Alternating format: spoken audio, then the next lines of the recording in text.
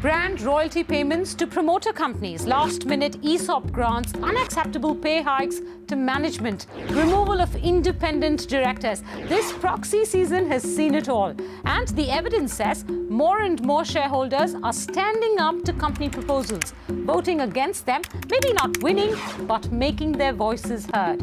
The poster story of the year has to be how institutional shareholder opposition forced Maruti to rework its Gujarat plant plans, proving that shareholder activism is indeed on the rise in this country. So on The Firm this week, the good, bad and ugly of proxy season 2014 through the eyes of India's three proxy advisory firms, IIAS, SES and InGovern. Amit Tandon, Mr. Gupta and Sriram Subramaniam, thank you very much for joining me on The Firm this week.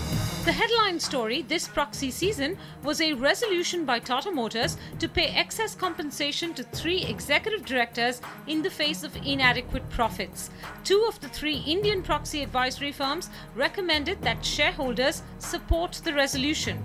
But SES and global proxy firm ISS advised shareholders to vote against it. Last month, Tata Motors failed to get 75% shareholder approval, sending shockwaves across India Inc. Never before has such a proposal been turned down. See, I would say it is the beginning of the victory or shareholders' voice being heard, and in this particular case, it very clearly demonstrates that you may be a big company, but if you bring something to the shareholder where the shareholder feel little uncomfortable issues, then they are ready to take the company to the task that this is not the correct. And in Tata Motors, this is precisely what happened, where the resolution was clubbed with 2 or 3 points: appointment, increase in salary, and payment of the past remuneration. So, as a policy, we always say that each item should be voted separately and taken a decision. Here, there were many issues point together. That's why we voted. But that's not the only reason. You were also opposed to the increase in remuneration. Yes, we said that this is a company which is not making profit. Of course, if you take the consolidated basis, the profit is there. But on a standalone basis, and since the salary is governed on a standalone basis by the law, we opposed it. We voted for the proposal, and we had a slightly different view. One is the fact that the persons you were talking to are all professionals.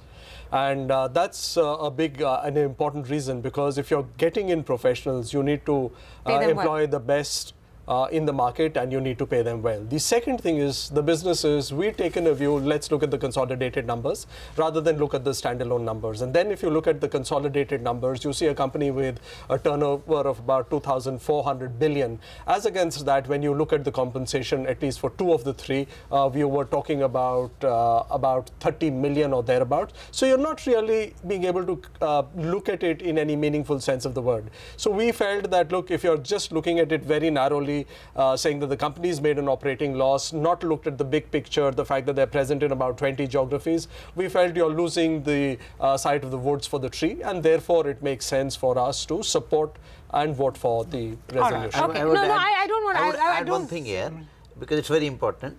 Where we had objected was that a minimum remuneration cannot include a variable pay, because performance-based or incentive pay cannot be minimum remuneration. Minimum remuneration is minimum, and if you have got any incentive pay, it has to relate it to the performance of the company. Okay, I'm curious to know, Sriram, quick word on this. Was this a victory for minority shareholders, given that we did have SES say, don't vote for this or vote against this? Or was this a sort of a loss for minority shareholders? Because in a sense, you're not able to pay the caliber of professional management that a company wants to be able to retain. It really did shake up corporate India, because companies have to explain to shareholders before placing in front of shareholders any proposal for that matter. Not just companies have thought that if we do capital restructuring or if we acquire some, we need to put out explanations. That has happened in the past couple of years with Ambuja or Maruti or etc. But now this has shaken up companies to say that we have to explain to shareholders even routine proposals, and we cannot take shareholders' approval for granted. Okay, fine, fair. Let Good me just point. step in and say that notwithstanding our recommendations, this has been the first and it's certainly not the last. This season, companies decided to show some loyalty by paying royalty to their promoter companies. Two JSW Group companies proposed that 150 crore rupees be paid in brand and license fees to a promoter company, JSW Investments. That promoter company is owned by Sangeeta Jindal, wife of Sajjan Jindal, the company's managing director. Though all three proxy advisory firms recommended a negative vote, shareholders approved the resolutions. Havells India too proposed an annual brand royalty payment of 40 crore rupees to promoter entities. SES and IIAS opposed this one as well. The proposal succeeded, but with a slim margin, as 23% of public shareholders voted against it. First up, JSW Steel. Mr. Gupta. JSW Steel, our position is very simply that from where the JSW brand was created. JSW was not in existence till 5 or 6 or 7 years earlier. JSW started as originally a company, Jindal Vijayanagar Steel, and one more company, Jindal Steel and Jindal Iron and Steel.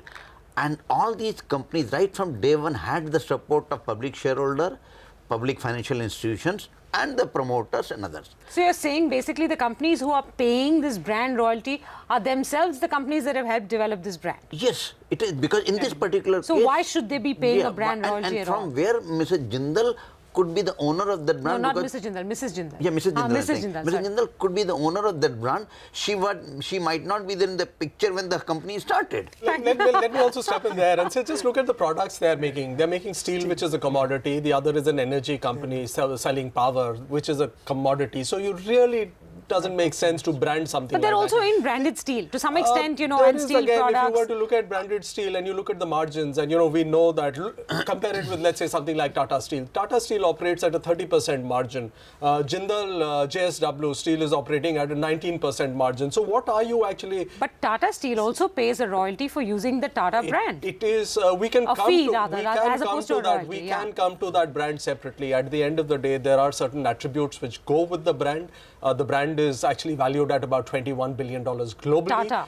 The Tata brand, someone going, if let's say the Tatas decide to enter South Africa, they will recognize the brand and they will welcome them to a large extent. And you're So saying let's not- JSW does not enjoy the same kind of brand premium? No, This is like we a don't believe it has the same value. And again, we come back to, one is the absolute amount which is being paid, and then what is the kind of service and, what is the kind of brand pull which is there on account of the brand. Despite all the opposition, shareholders have supported this decision to pay royalty both at JSW Energy and at JSW Steel. So in a sense, they seem to be in favor of the brand royalty payment, Amit.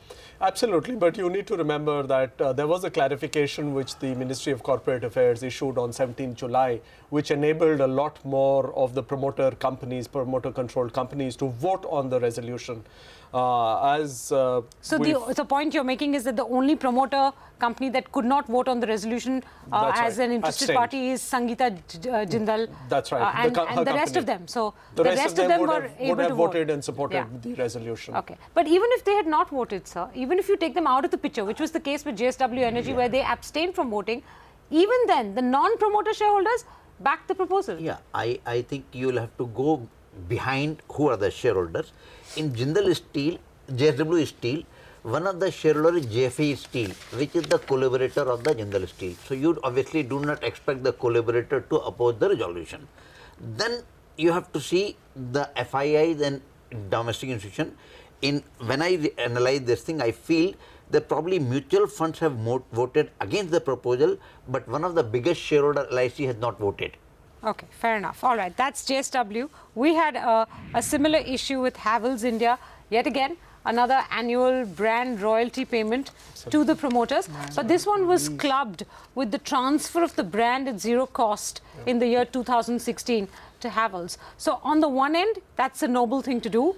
But you're still paying royalty in the interim between now and then, right? That's right. That's right. And you need to remember that the company spent a huge amount of money and continues to spend a huge amount of money on advertising the Havells brand. So if you look at the last 4 or 5 years, they've been spending about 3 to 3.5%, and in absolute amounts, it amounts to almost 5 billion rupees, which has been spent on the brand. And therefore, you have the company which is spending on the brand, and then the royalty which is being paid to the sponsors or the promoters.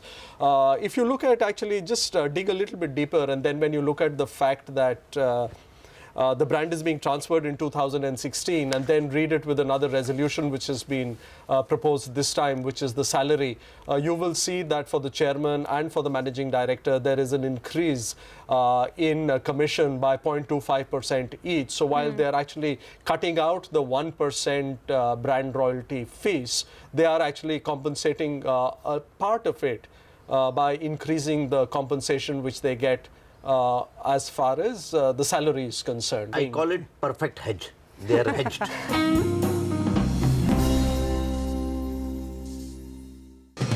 Let's get to the hottest topic every proxy season, appointment of independent directors. Except this time, the heat was on Indiabulls Housing Finance for removing 3 independent directors on the basis of a proposal from an unnamed shareholder. The company, in the midst of a promoter split, said the removal was to induct greater professionalism on board. SES and IIAS wondered why then those independent directors were appointed at all. None of us would know what is the performance of a director in the board, because you're not a party to what happens inside the board. Here the key question is this, that imagine the promoters are distributing the assets of companies among themselves. Fine, there is no problem. But how can you say that these 3 independent directors are part of that promoter group? Then right from beginning you have been I don't think anybody said that. No, they have not said. But then when you are clubbing those 3 independent directors, because I have no means to know that out of the 7 independent directors who are performing, who are not performing, nobody knows.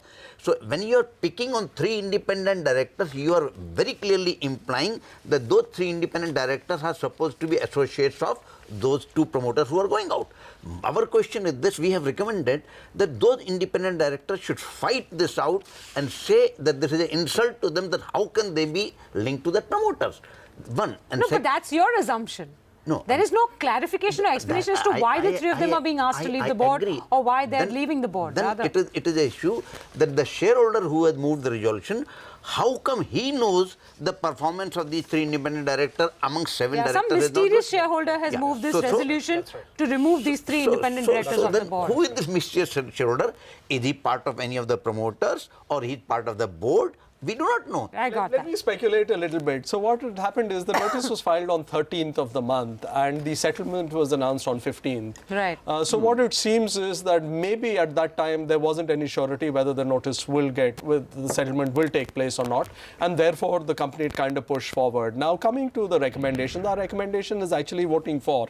The directors are going, it's going. But at that time when we were looking at it, we were a little bit intrigued when there was a disagreement between the Ambanis and they split. At that time, they did not say that remove Anil Ambani from the board. He just kind of stepped down. So therefore, what we did was actually, we pointed this out to investors and said that, the company has stated that the board restructuring has been done to induct greater professionalism and experience, suggesting that the earlier independent directors did not possess these qualifications. If so, it raises the question on what the basis of appointing these independent directors in the first place. So we've actually supported the resolution, but just kind of put a box there saying that the investors need to find out a little bit more If you're removing these independent directors because in the interests of professionalism and a better board, then are you saying that these 3 are not professional and not suited to the that's board? what We have said they should. The management has proposed it. As Mr. Gupta said, we are actually sitting outside looking in, so we really don't know what's happening on the board. Okay, I want to add one more thing to this conversation here. I'm looking at the results of the shareholder vote, and when it came to the removal of Karan Singh Khera, only 3.52% of the votes were against. When it came to the removal of Mr. Aishwarya Katoch, only 3.54% were opposed to the removal. When it came to the removal of Mr. Joginder Singh Kataria, 25.6% were opposed. Now, in effect, the resolution passed for all three because far many more were in favor than opposed. But even shareholders seem to be distinguishing between the three and saying, look, we don't really want to oppose the removal of these two, but the third one, we might be opposed to that. Dynamics between the promoters at that stage as they unravel the transaction. So, we're sitting outside speculating. I'm not sure whether it's the right thing to do. SES criticized ITC after it granted ESOPs to 3 independent directors just before the Companies Act 2013 received presidential assent. SES says the ESOP grant violates the spirit of the new company law, which disallows ESOP remuneration to independent directors. 2 companies have done it, Tech Mahindra and ITC. And where we have said that what for this is the idea behind stopping ESOPs to independent directors, that it somehow vitiates their independence. Now, you cannot say that independence will get vitiated only after 1 week when the law comes into being. If the concept has been there and the law was approved by the parliament and assented by the president, so this law is waiting to be implemented. Ethically and in the spirit of the law, the ESOP should not have been allotted, and that is why we have said legally it is perfectly right, but in the spirit of the law it is not. Our view is just pretty much similar to what Mr. Gupta has said, which is the fact that given the fact that it's almost as a part of law, then the company should have been a little bit more circumspect about it. At Piramal, it's the conflict of interest of independent directors that had the proxy firms worried.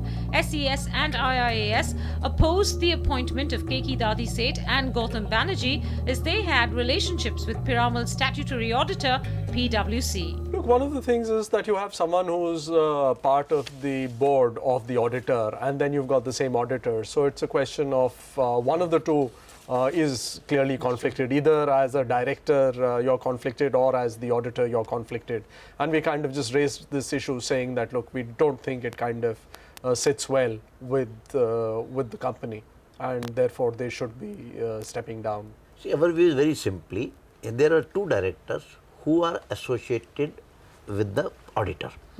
One is member of the Advisory Board of India, and he is a big name. We have nothing, see, when we talk about things, we have nothing personal against the thing. It is a question of spirit of the law, ethics.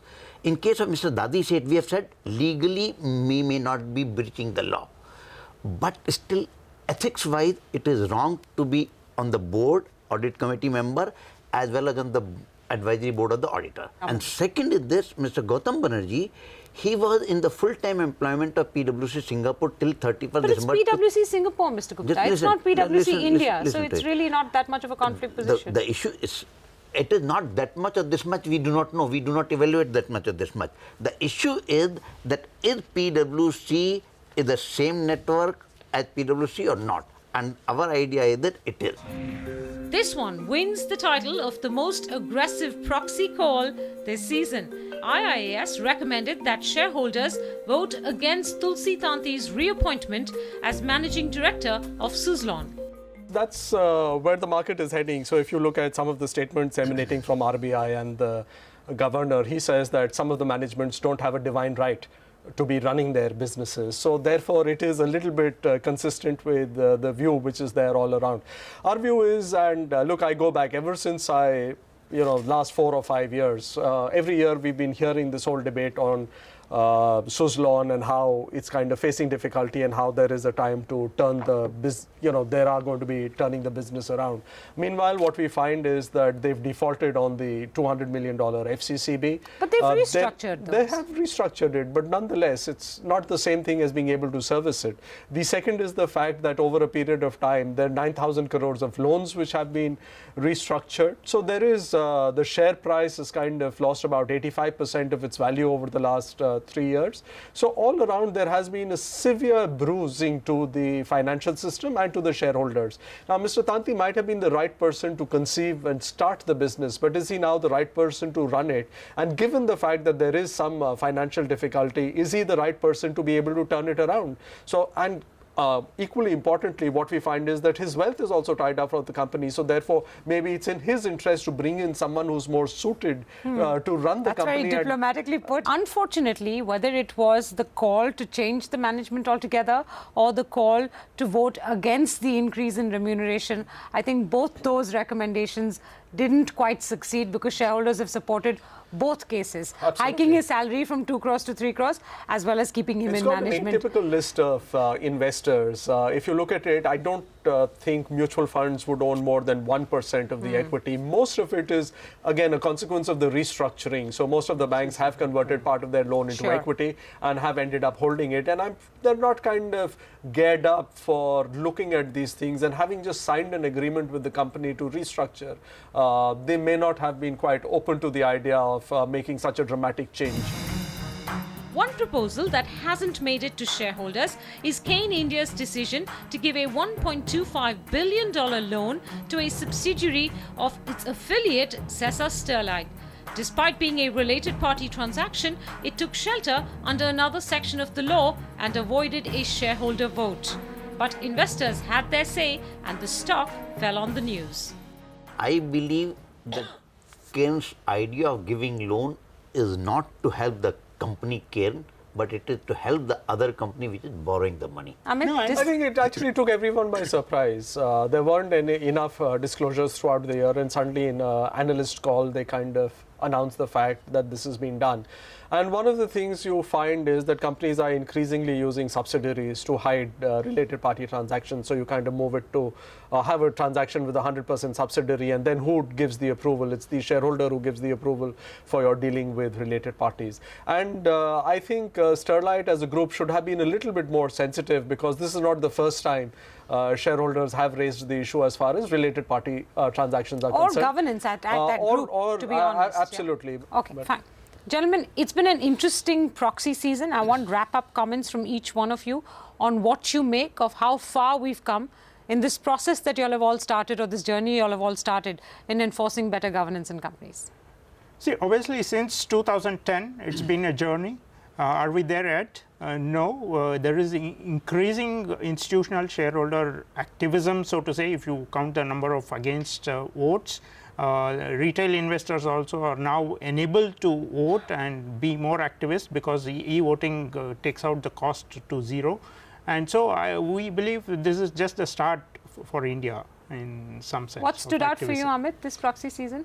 Well, more than what we are liking is the fact that shareholders have started engaging with companies, and equally importantly, companies have started engaging with the proxy advisory firms. So it's something which is clearly moving center stage. And if you were to look at what was happening in the previous years, there was some degree of indifference to what we were doing, and suddenly there is a greater degree of engagement with what we are doing, which is, I believe, positive for us and positive development for the markets. Mr. Gupta, what do you make of this proxy season? See, when we started, the companies asked, who the hell are you? Now at least they call us, want to clarify. That is first. Second, the institutional shareholders' participation has increased. Our clients do call us and discuss with us about the resolutions and our recommendation. Okay. Next phase will be increased participation by the retail investors. Then only the real democracy in the corporates will come. All right, gentlemen, all the best for that one. Thank you very much for joining us on this edition of The Firm, and thanks very much for watching. We'll see you next week.